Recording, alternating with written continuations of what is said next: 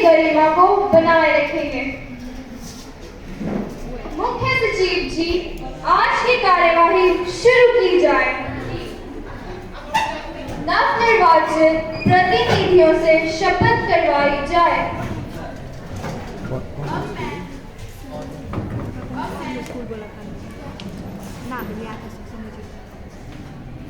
अब मैं विपक्ष की ओर से सुश्री साक्षी, जो युवा संसद के लिए नए सांसद के रूप में चुनकर आए हैं, उनसे आग्रह करती हूँ कि वे अपनी पद की शपथ ग्रहण करें।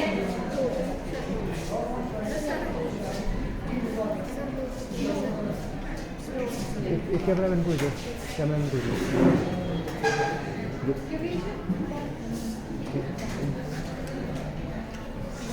आप शपथ किस भाषा में लेना चाहोगे? यहाँ से पुराना हिलाना नहीं कैमरा, यहाँ से कैमरा हिलाना नहीं।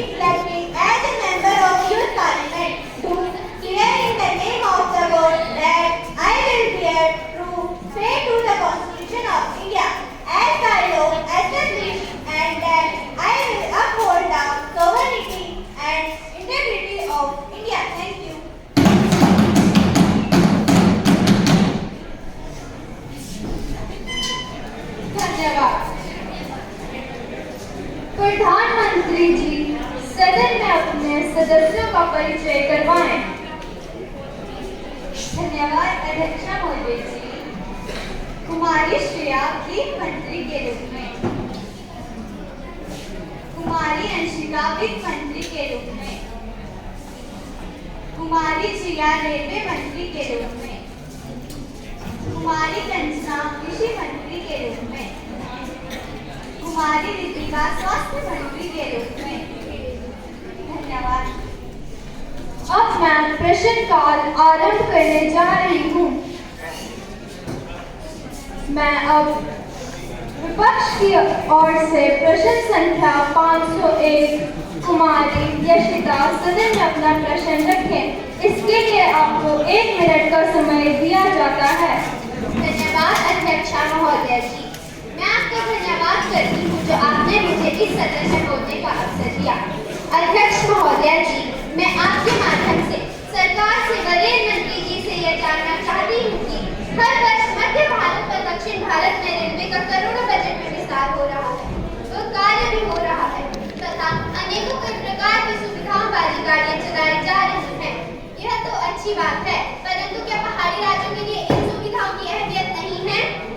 अध्यक्ष महोदय जी, मैं आपके माध्यम से रेल मंत्री व प्रधानमंत्री जी से यह जानना चाहती हूँ कि क्या हिमाचल जैसे राज्य जहाँ पर रेल लाइनें जो कि अंग्रेजों के समय की बनाई गई है, जिनमें मात्र अभी भी 5 या 6 डिब्बे वाली गाड़ियाँ ही चलती हैं, भारत को आजाद हुए लगभग 76 वर्ष हो गए हैं। Conclude your question. Your time is going to be over. बस महोदय जी, रेलवे ने अपने दायरे को भी बढ़ाया, परंतु शर्म की बात तो ये है कि आज तक किसी भी मंत्री ने पहाड़ी राज्यों के लिए अपनी नजर नहीं डाली। हम सबको यह पता है कि चीन जो कि हिमाचल प्रदेश की सीमा के साथ लगता है, वहां तक उसने अपना रेल मार्ग व सड़कें पहुंचा दी हैं। लेकिन पठानकोट, जोगिंदरनगर, मनाली, लेह जो कि सामरिक दृष्टि से महत्वपूर्ण है, जिसके लिए हम राज्य सरकार व केंद्र सरकार से भी अनुरोध करते आ रहे हैं, परंतु हमें केवल आश्वासन ही मिलता है। ऐसा कब तक चलता रहेगा? अतः मैं सरकार से यह जानना चाहती हूँ कि क्या हिमाचल में कभी भविष्य में रेलवे का विस्तार होगा? जो नैरो गेज पटरियां हैं उन्हें ब्रॉड गेज किया जाएगा। मैं आपसे अनुरोध करती हूँ कि इस विषय को अमल में लाया जाए। धन्यवाद। माननीय मंत्री महोदय जी। धन्यवाद अध्यक्ष महोदय जी, जो आपने मुझे इस सदन में बोलने का मौका दिया। अध्यक्ष महोदय जी, मैं आपके माध्यम से विपक्ष को यह बताना चाहती हूँ कि क्या पश्चिम बंगाल और महाराष्ट्र भारत की राजधानी है? अध्यक्ष महोदय जी, रेलवे मंत्रालय यह मानता है कि स्वयं हिमाचल और कुछ अन्य राज्य अधिक तरक्की नहीं कर पा रहे हैं। हम वहाँ पर भी रेलवे लाइनों का विस्तार कर रहे हैं। हमने उन राज्यों के लिए बजट प्रावधान कर दिया है। अरे प्रावधान ही होगा या कुछ कार्य भी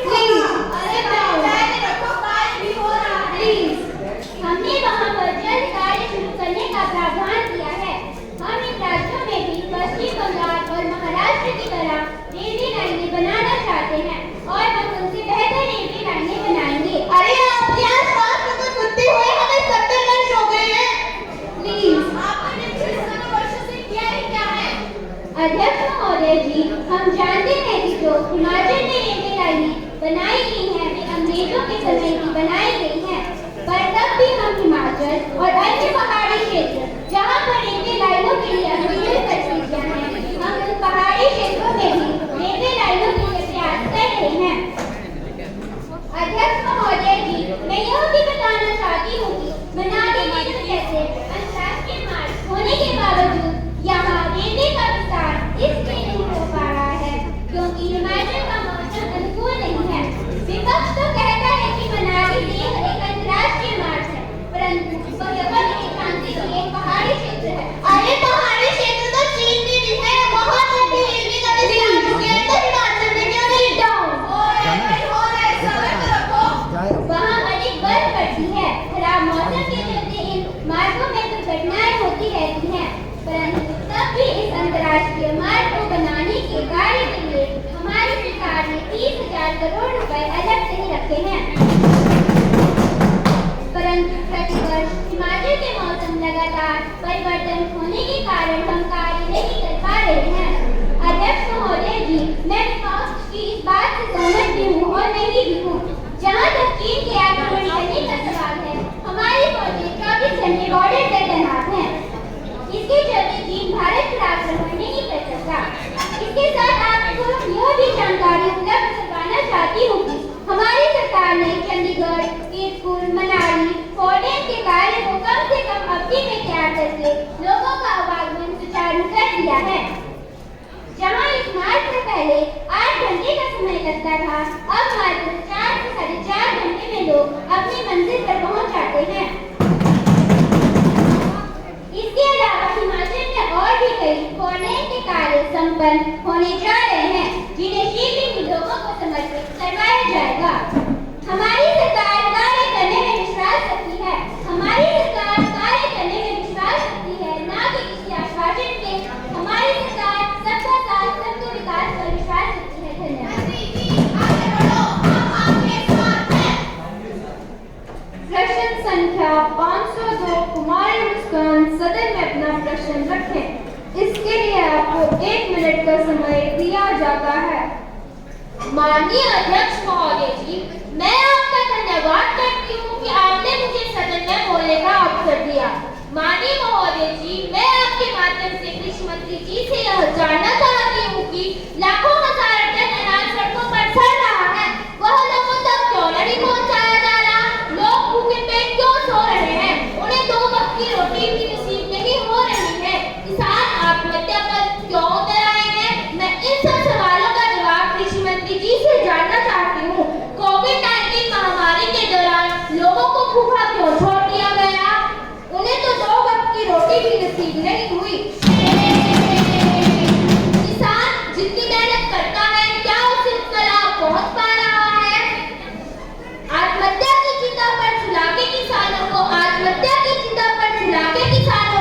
क्या नींद आ सकती है? इस देश के प्रधान को क्या नींद आ सकती है? इस देश के प्रधान को लाखों हजार टन अनाज सड़कों पर सड़ रहा है, उसे लोगों तक क्यों नहीं पहुंचाया जा रहा? अगर सरकार यह दावा करती है कि उन्होंने गोदाम बनाए हैं, तो वो गोदाम है कहाँ? धन्यवाद। माननीय मंत्री महोदय जी। धन्यवाद अध्यक्ष महोदय जी, मैं आपका धन्यवाद करती हूँ कि आपने मुझे इस सदन में बोलने का मौका दिया। मैं आपके माध्यम से विपक्ष को यह बताना चाहती हूँ कि हमारी सरकार ने किसानों को उनके कल्याण को, उनकी आत्महत्या को रोकने के लिए अनेक योजनाएं प्रदान करवाई हैं। अरे तो वो योजनाएं हैं कहाँ? जाके देखो, ये किसान अभी भी आत्महत्या कर रहा है। हर महीने 6,000 रुपए किसान सम्मान निधि किसानों के खातों में डलवाए जा रहे हैं। इसके अतिरिक्त हमारी सरकार किसानों को कृषि उपकरणों कीटनाशकों के लिए आर्थिक सहायता भी प्रदान करा रही है। हमने किसानों के कल्याण के लिए कई लाभकारी योजनाएं प्रदान करवाई हैं।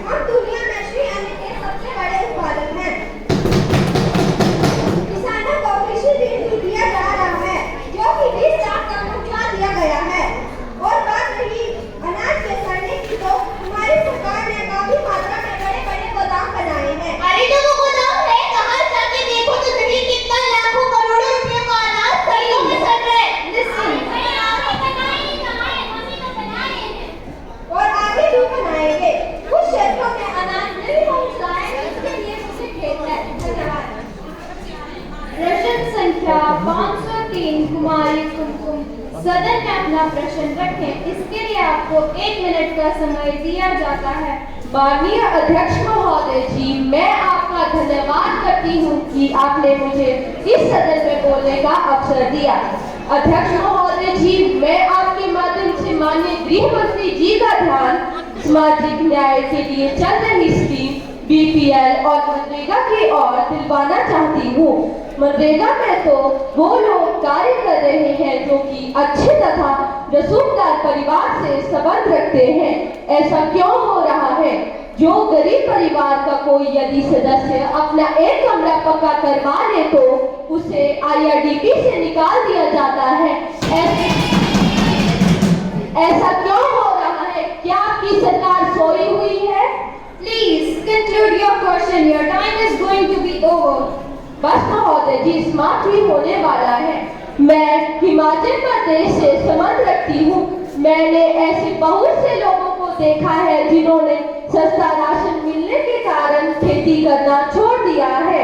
मेरा आपसे निवेदन है कि जो लोग BPL में हैं उनके घर के बाहर गरीब परिवार का बोर्ड लगवाना अनिवार्य कर दिया जाए ताकि पता चल सके कि गरीब परिवार का कौन है और अच्छे तथा रसूखदार परिवार का कौन है। धन्यवाद। माननीय मंत्री महोदय जी। धन्यवाद अध्यक्ष महोदय जी, जो कि आपने मुझे इस सदन में बोलने का मौका दिया। अध्यक्ष महोदय जी, मैं आपके माध्यम से विपक्ष को बताना चाहती हूँ कि सरकार द्वारा संचालित मातृ योजना IRDP अधिक गरीब परिवार वालों के लिए है। ग्राम सभाओं में सभी लोगों की उपस्थिति लोगों द्वारा ही उनका नाम लिखवाया जाता है। सरकार ने यह भी सुनिश्चित किया है कि मनरेगा जैसी महत्वपूर्ण योजना जिससे परिवार में कमाई का कोई साधन नहीं है। आपने बैठना है सत्ता वाले कौन बच्चे? सत्ता वाले आपने उस तरफ बैठना है जहाँ विपक्ष बैठा हुआ है। रोजगार दिया गया है। अरे लोगों को 20 दिन का रोजगार नहीं मिला और आप लोग 100 दिन की बात कर रहे हैं। Sit down। अध्यक्ष महोदय जी, हाँ, हमारी सरकार के पास ऐसी कुछ शिकायतें पहुंची है कि लोगों को उनका बराबर बजट नहीं मिल रहा है ताकि इसमें पर उनकी मेहनत का पैसा मिल सके। हाँ, ऐसी सरकार के पास कुछ शिकायतें पहुंची है कि लोगों को उनकी मेहनत का भुगतान समय पर नहीं हो पाता था, जिसमें धांधली हो रही है। इसलिए सरकार ने इसी वर्ष से प्रत्येक पंचायत, प्रत्येक व्यक्ति जो कि मनरेगा के तहत कार्य करता है के लिए उसके नजदीकी बैंक शाखा में खाता खुलवाया है ताकि आसपास के क्षेत्रों में तो बैंक भी नहीं है और जहाँ पर बैंक है वहाँ पर लोगों के खाते नहीं। Listen, इसका क्या कारण है? ताकि सरकार उसमें उनकी मेहनत का पैसा सीधा उनके खाते में डालेगी, जिससे किसी प्रकार के घोटाले या धांधली का सवाल नहीं उठेगा तथा लोगों को समय पर उनकी मेहनत की कमाई मिलेगी। जनता हमारे साथ है, जनता हमारे साथ है। हमारा नारा देश का विकास है, हमारा नारा देश का विकास है। धन्यवाद। प्रश्न संख्या 504 कुमारी साक्षी सदन में अपना प्रश्न रखें। इसके लिए आपको 1 मिनट का समय दिया जाता है। माननीय अध्यक्ष महोदय जी, मैं आपका धन्यवाद करती हूँ कि आपने मुझे इस सदन में बोलने का अवसर प्रदान किया। क्या स्वास्थ्य मंत्री जी यह बताने की कोशिश करेंगे कि आज हमारे देश का स्वास्थ्य स्तर इतना नीचे क्यों गिर रहा है? अस्पतालों की बड़ी बड़ी बातें बन चुकी हैं, लेकिन वहाँ पर कोई सुविधा नहीं है। ना तो कोई एक्सरे मशीन है और ना ही कोई अल्ट्रासाउंड मशीन है। सरकार अस्पतालों में सस्ते इलाजों के नाम पर हाथों में लंबी लंबी पर्चियां थमा रहे हैं। यह एक चिंताजनक विषय है कि देश के कुछ समृद्ध राज्यों में बालिका कन्या भ्रूण हत्या की प्रगति अधिक पाई जा रही है। देश की जनगणना 2011 के अनुसार 1000 बालिकों की संख्या पंजाब में 798, हरियाणा में 819 और गुजरात में 883 है, जो चिंता का विषय है। हर साल अनुमानित 500,000 लड़कियां कन्या भ्रूण हत्या के कारण खो जाती हैं। Please conclude your question. Your time is going to be over, best महोदय जी। साथ पिछले 3 दशकों के दौरान विभिन्न भारतीय राज्यों में अनुमति 4% 12 मिलियन लड़कियों के लिए चयनात्मक गर्भपात है और क्रूर नरसान अभी तक जारी है। धन्यवाद। माननीय मंत्री महोदय जी। धन्यवाद अध्यक्ष महोदय जी, जो आपने मुझे इस सदन में बोलने का मौका दिया। मैं आपके माध्यम से विपक्ष को यह बताना चाहती हूँ कि रही बात हॉस्पिटल्स की, बड़ी बड़ी इमारतों में भी हम सुविधाएं प्रदान कर रहे हैं। धीरे धीरे हॉस्पिटल में एक्सरे मशीन तथा अन्य मशीनों का प्रावधान भी कर रहे हैं। अरे प्रावधान ही होगा या कुछ कार्य भी होगा? हम लोगों का सस्ता इलाज भी कर रहे हैं तथा उन्हें मुफ्त में दवाइयाँ भी प्रदान कर रहे हैं। कहाँ कर रहे हैं? सस्ते इलाजों के नाम पर अस्पतालों में नवी बना रहे हैं और एक भी ध्वनि नहीं मिल पा रही है। इसका क्या कारण है? प्रधानमंत्री जी ने हमारी स्वास्थ्य पॉलिसी को इतना सुधारा है कि जिसकी वजह से कोविड संकट को पार करते हुए भी रिकवरी के रास्ते में सबसे तेज गति से आगे बढ़ रहे हैं। आयुष्मान भारत जन औषधि केंद्र ऐसी योजना है जिससे सबको फायदा पहुंचाने का कार्य हुआ है। हमने तो स्वास्थ्य पर को ऊंचा